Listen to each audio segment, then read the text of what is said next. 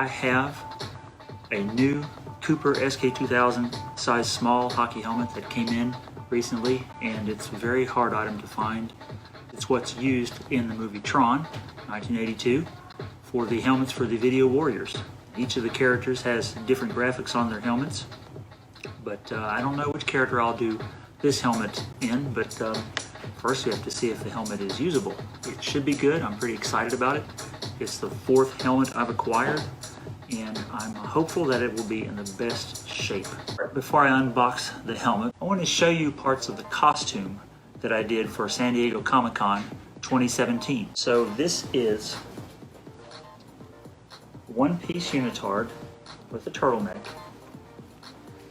long sleeve, and it has feet. This is just like the actors wore in the movie Tron. Try finding a white one-piece unitard with feet, and it's really hard to do, but they are out there, especially with the turtleneck, even more difficult. To do the graphics on this unitard, I had to digitize from imagery from the movie, provided by screen stills and other sources, digitize this into the computer, and then print them onto silk screens, and lay this flat on a backing board and stick straight pins into unframed silk screens, and work on small regions at a time. This front graphic is for the character Kevin Flynn, portrayed by Jeff Bridges. And the rear graphic, which is common to all the Video Warriors, is a Sid Mead designed graphic. And it was a real challenge and very fun to digitize and print. Next, I'll show you the belt. The belts were also pretty much the same from Video Warrior to Video Warrior. To do a belt for Kevin Flynn was to do a belt for Tron, although Kevin Flynn's belt was like this in the movie, and Tron's belt was like this. One more thing about the belt is that it hooks with 2 hooks here. It just goes around your waist and snaps on there, and the clasp is to the side. This is Kevin Flynn's arm gauntlet. He only had one on his right arm. And to reproduce the graphics for this gauntlet, use a combination of vinyl print decals from digitized graphics from the stills from the movie, as well as some airbrushing with masking to do some of the other line art. It's 1/2-inch foam. My personal favorite piece, and there are 2, are the shoulder pads. These are very special because to find the materials as used in the original film is very challenging. The shoulder pad, arm pad, is actually made from 2 components, and they come from 2 different sources. This arm pad, the bottom part, comes from one Jofa brand motocross chest protector, while the shoulder bell comes from a different unit. They're fastened together with rivets on a leather strap, and you'll see that the fabric is orange. Well, the whole chest protector was orange, but you use fabric paint to paint this area white, and using a combination of airbrushing with masking to paint the shoulder bells, and inkjet vinyl decals to print the graphics and adhere to the flat panels. All the way up to the detail, including the part that actually doesn't get seen in the movie much, right under the shoulder bell. So these 2 are very special because finding the arm pad, the bottom portion, is not too difficult. I've seen one on eBay recently for $200 for a pair of arm pads. Try finding the shoulder bells and good luck. There's a lot of Jofa shin protectors with kneecaps that have a similar shaped piece, but it's not the same piece. It's larger and also not textured like the original. It also doesn't have the rivets at the top with the leather strap. I've only ever found 1 set of these shoulder bells, and I'll be lucky if I ever see another set out there again. I just don't think they're on the planet. So these are fully authentic replica props, just like in the movie. Identity disc. They have different patterns depending on the character. This one is patterned after Kevin Flynn. If you lose your disc or fail to follow commands, you will be subject to immediate deresolution. How about the boots? Each character had different boots. The line art is simple in most cases, and Kevin Flynn's boots have pretty simple line art. To make these boots, I actually used a pair of leather tennis shoes and bonded to those faux leather boot shafts. I replicated the detail down to the shaft poles, and the pattern on the front for Kevin Flynn. Let's see, there's one more piece to the costume that's of particular importance. This is my replica prop build of a Kevin Flynn helmet. In the movie, as many of you know, the movie was shot mostly in black and white, and the actors wore white costumes painted with black line art. And that's why every piece you've seen from the costume so far has been black and white. The colors, the blue and gray and the lighting effects were put in afterward. But principal photography was shot with this costume. So this costume is a replica prop costume as worn in shooting. The Kevin Flynn helmet has very detailed line art, very hard to replicate. I use a combination of, well, no combination here, just pure airbrushing. Masking areas and airbrushing sections at a time. The base Cooper helmet actually stops right here. There's the ear opening of the Cooper helmet. This other piece has to be added to the helmet. I'll put that on. Here it is, the Cooper SK2000 helmet. Where do I get these parts? Well, it turns out that I've been doing this long enough now to where people who have these parts come to me and they say, would you please use the helmets and shoulder pads and make Tron prop costumes for me? Actually, that doesn't happen at all because nobody has these parts and nobody's contacting me about anything. The truth is eBay. Just keep your eye on eBay and every now and then one will show up, but just not very frequently. Okay, let's unbox this and have a look. Very excited. Start here.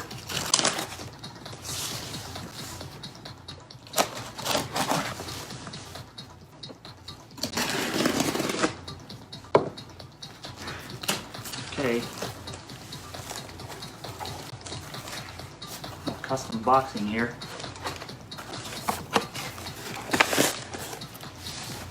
Paper.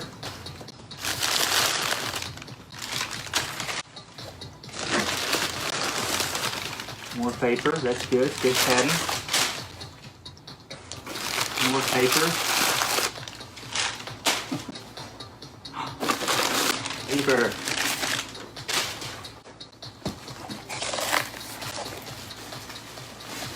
Bubble wrap. Oh boy.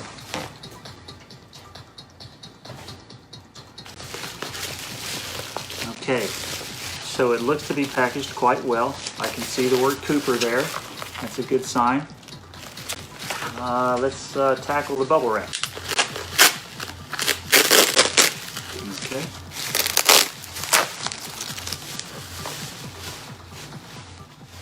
All right.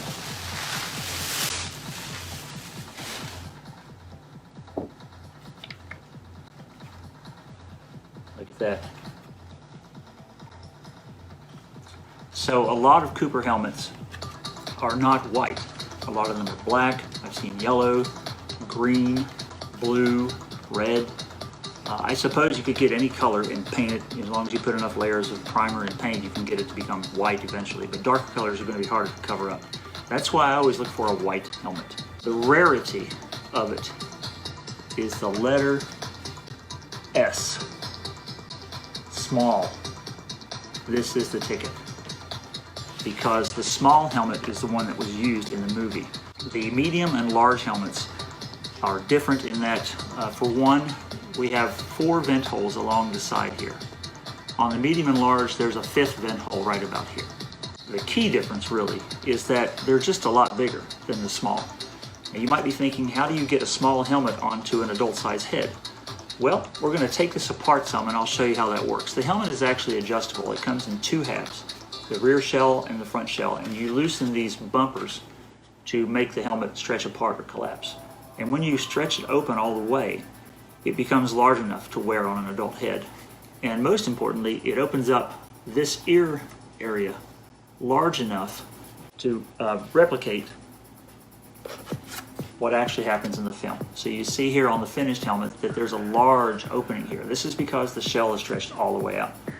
That allows you to put in this additional piece, the neck visor or the neck shield, and it comes into the rest of the ear opening and is cut like this. This is the way it's done in the film.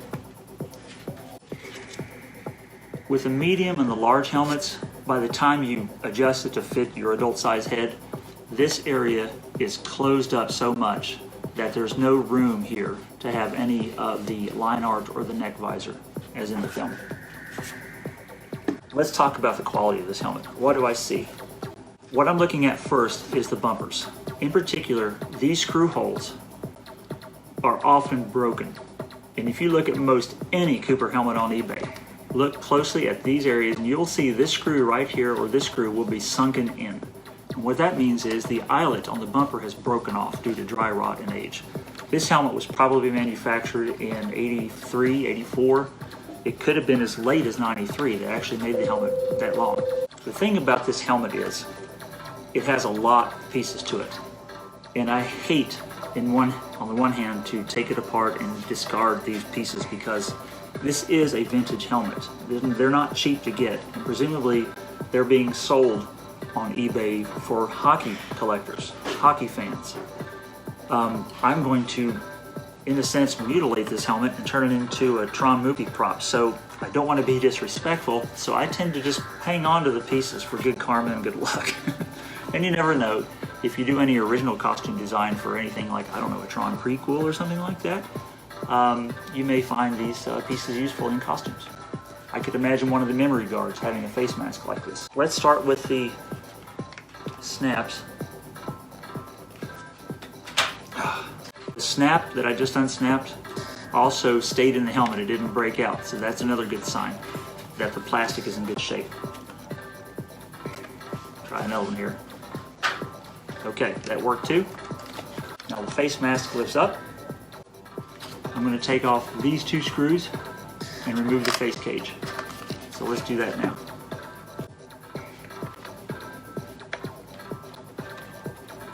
Oftentimes you'll find these helmets available with face masks or without face masks sometimes. You'll also find them with missing bumpers. Sometimes the side bumpers will be missing or different colors, and you can even find separate bumpers for sale on eBay if you need replacements. So there is the face mask. Here's what we have now.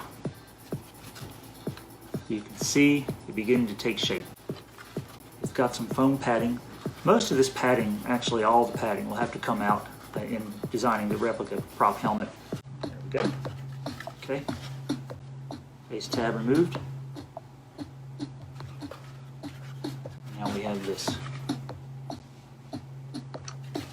It looks like this helmet is almost adjusted all the way out, if not all the way out already, because of the large opening here.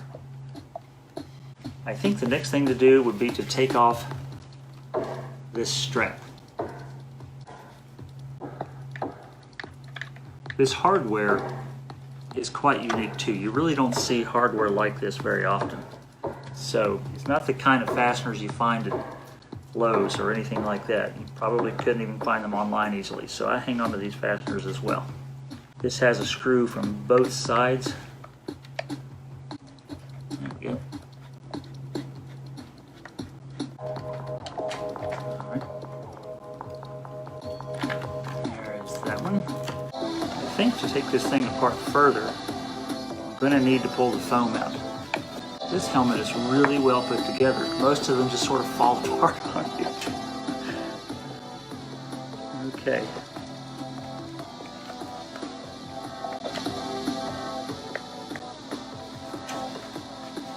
Try to take the foam out. It's glued in. Yeah, it's kind of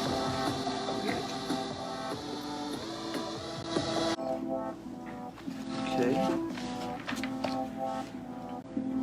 I can tell you a little bit about the research I did on these helmets while we're working on this. I was posting a lot of imagery to Facebook when I built the first helmet. I actually built my first helmet in 2016. It didn't turn out great, but I was very, very happy with it, very proud of it. And then in 2017, for Comic-Con 2017, I started to build the helmet I showed you just a little bit ago, the Kevin Flynn helmet. And I was posting pictures on Facebook on a couple of groups there and showing people the progress, and also on a website called the Replica Prop Forum, rpf.com. And I got some feedback, particularly on Facebook, from someone I didn't know who it was right away. His name is Richard Taylor.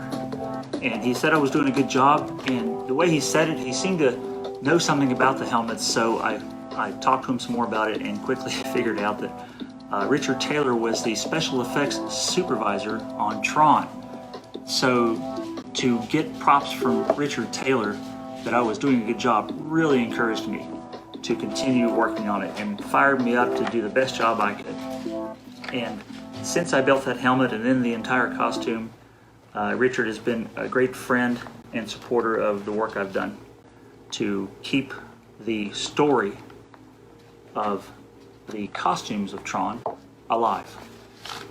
A lot of people cosplay Tron characters, and for me it was important to do the best job I could in representing the actual costumes that were built. Oh, we've got a goodie here. Okay, so this is the crown foam. It came out in one piece. Another great sign, because the foam usually is dry rotted, but this is really, really good. You push a thumb into it and it springs back out pretty well. So I can reuse some of this foam inside the helmet in certain places. Here is the real, this is like a box of Cracker Jacks where you get the prize. There's a little sticker here, and here's what it says. Cooper SK2000S, size 6.5 to 7.25, and then it has a date. Look at the ink stamp if you can see it. There's an ink stamp at the bottom, very faint. I don't know if you can see it in the camera, but I'll read it to you if you can't. This says, I can't read the month, but the year it says 1992. So right there, this helmet was actually a late manufacture, 1992. I have one helmet that was manufactured in 93. That helmet is this one. It's like a toy in a box of Cracker Jacks. I love it. We're down to this part. I've taken out this foam section here, and we're left with the top foam pad and the rear pad. Let's take out the rear foam now. There we go.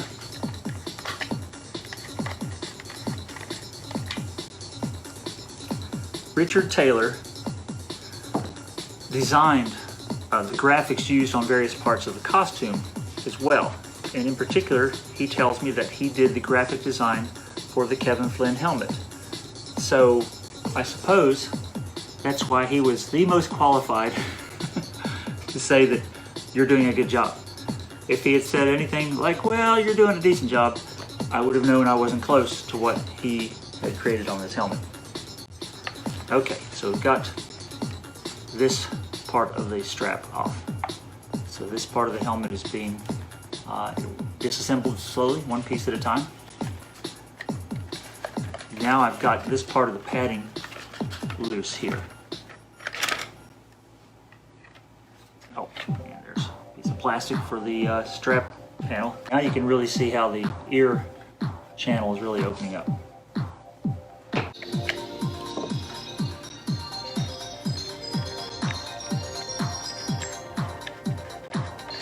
All right.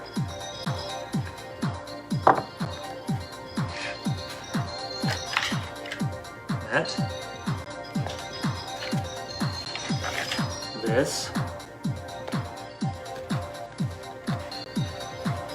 another screw, and the rear foam just comes right out. You can see some old adhesive here. This is the dark stuff. The old adhesive where it was bonded to the back of the shell. That typically, after years sitting around, just kind of comes loose, so it's really not hard to pull the thing loose from the helmet. Okay, what do we have now? Oh, well, there's the rest of the strap.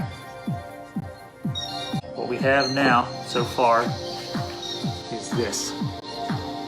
Can you see it now? Starting to take shape? Let's take this hook off here next, right here. In addition to Richard Taylor,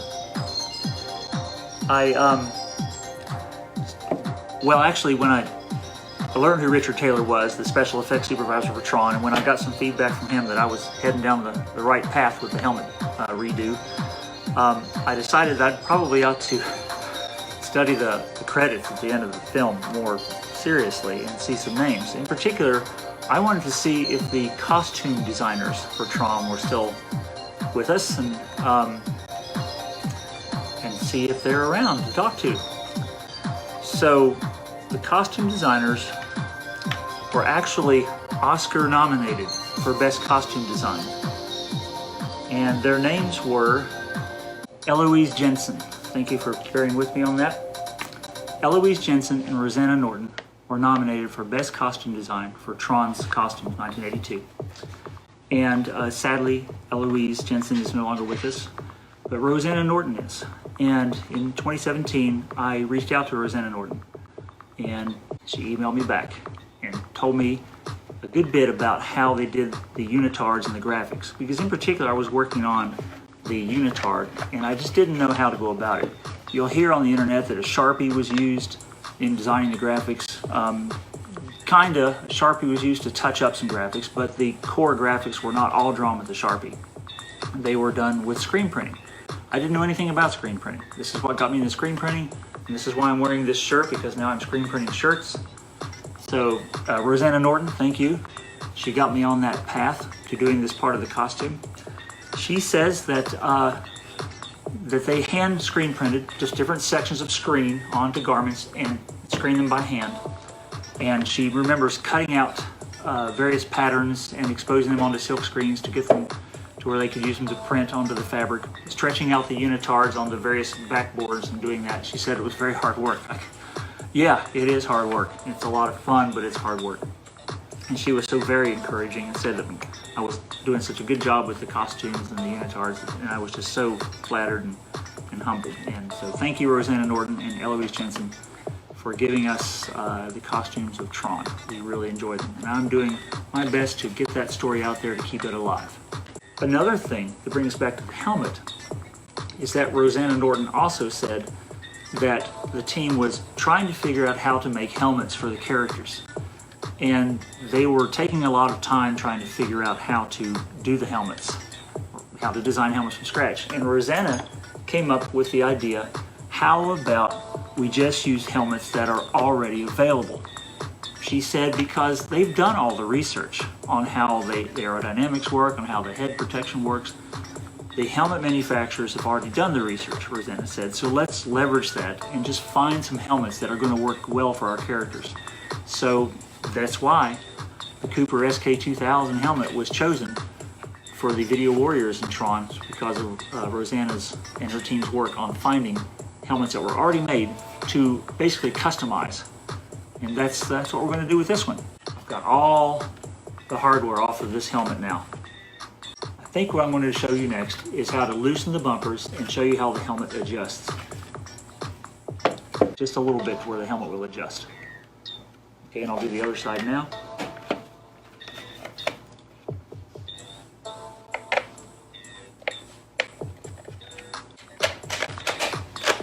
See that? Yes.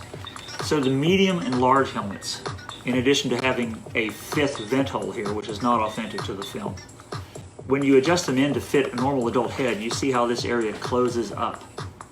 And when that closes up, you can't really put a neck visor in there very well. It doesn't work very well. See if you can see this move this way. There we go. So it won't really fit very well if it's adjusted in for a youth, basically small as youth size almost for a child. Well, I don't have any padding in here, so the thing fits very easily. But just to turn to the side, you can see the opening here is closed up. By the time you open this thing up and you put the padding back in and the neck visor, it fits an adult head quite well. Now we're going to take the bumpers all the way off, because that's just fun to do. I hope someday to create a casting of this helmet too. But what I want to try to do is find a way, maybe with I don't know, vinyl molding or something, to actually cast the parts, the front and rear shells and the bumpers, and just replicate it that way. Why do I want to do that? Why am I here at all? Here's the bumper.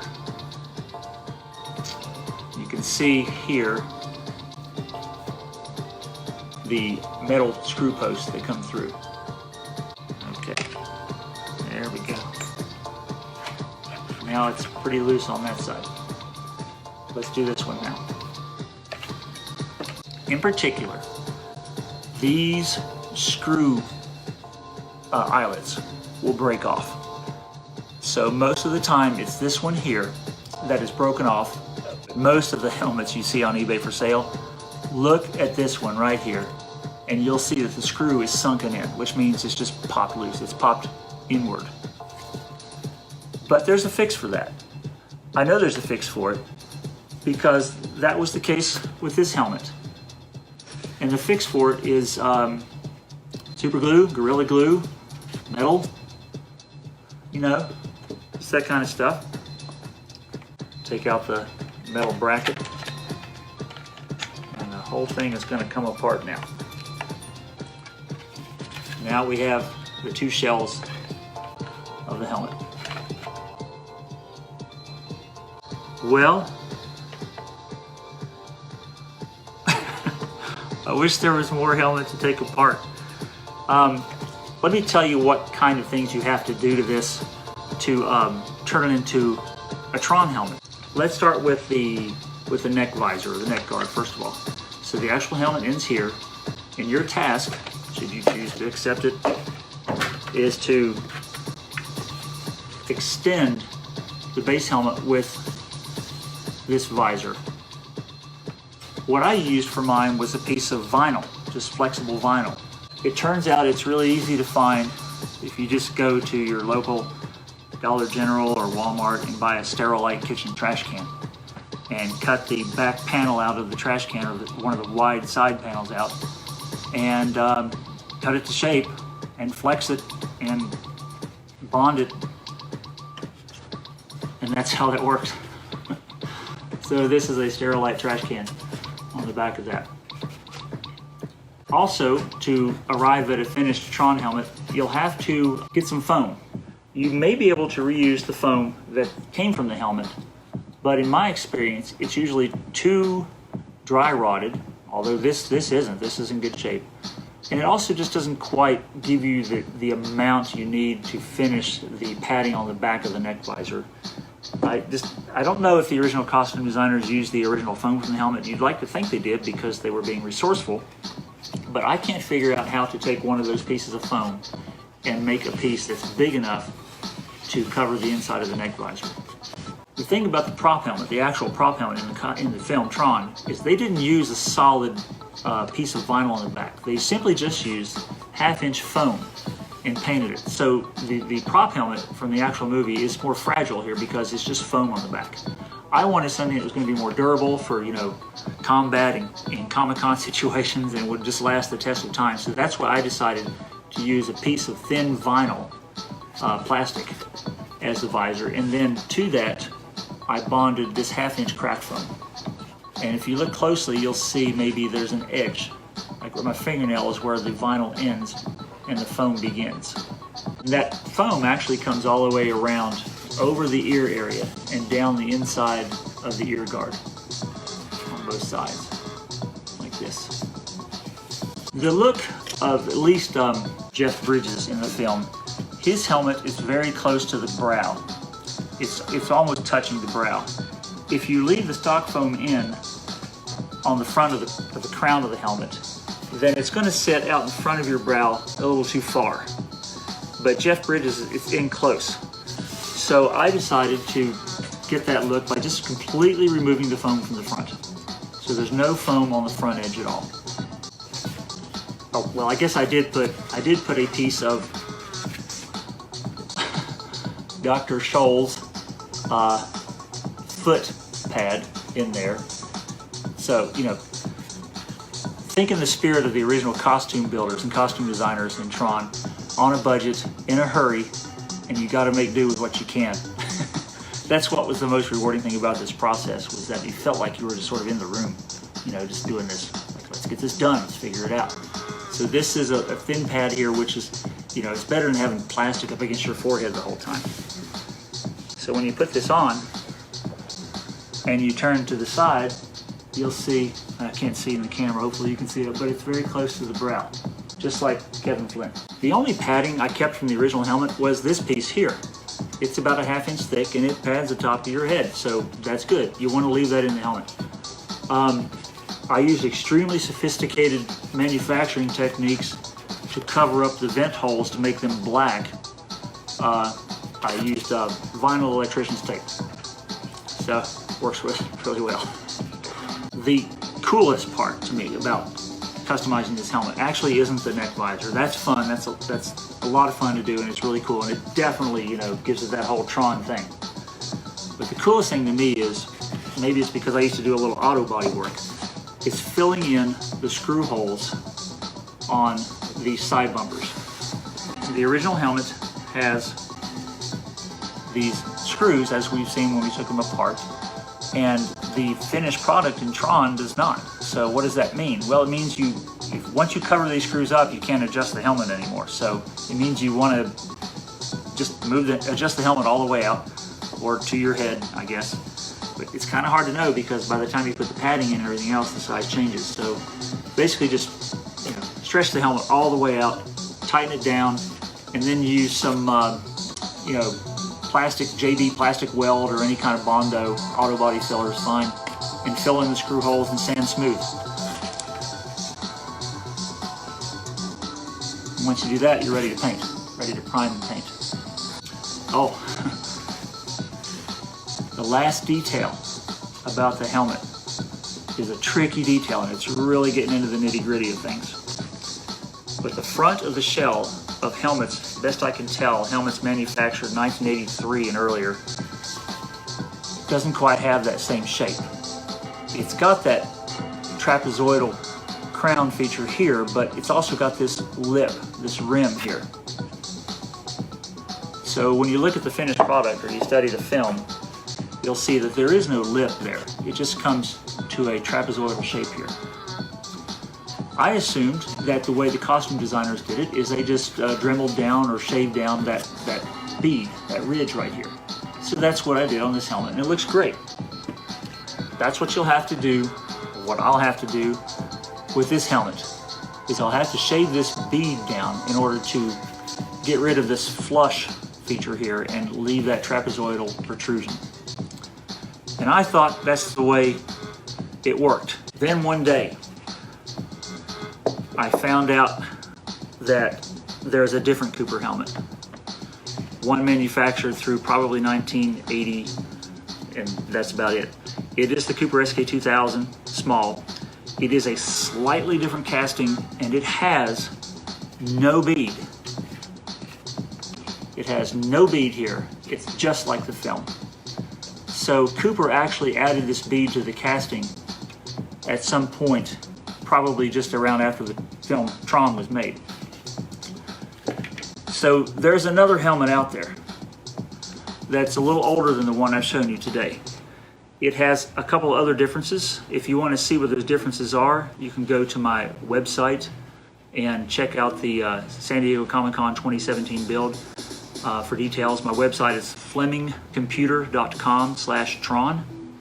You can also go to my YouTube channel, which you'll find a link on my website to that. My YouTube channel, if you search for DD Program, you'll find my YouTube channel, and therein I have a video explaining the differences between the two helmets, the pre-Tron helmet and the post-Tron helmet. Those details are fascinating. I won't get into those on this broadcast, but the differences are so small that if you're lucky enough to find this helmet, as I have been, this is a great foundation for your Tron helmet cosplay build. And I highly recommend it. It's a lot of fun and very rewarding. It will make you a bigger Tron fan than when you started. As for that elusive helmet manufactured before 1980, I have one. I love it. It's in rough shape. It did not survive the years, so it's going to take some repair work to get it going again, but I do have a helmet, a Cooper SK2000S helmet manufactured before Tron was released, exactly as was used in the film. I'm very happy to have this one and show you this one tonight, and I'm looking forward to working with it. Check out Max McFerrin's free, copyright-free music on YouTube. Lastly, if you like the work I'm doing and you want to support the work I'm doing to get more Tron cosplay and merchandise out there, including printing more shirts, please support me at patreon.com/ddprogram. Thank you very much for joining. We'll see you next time. End of line.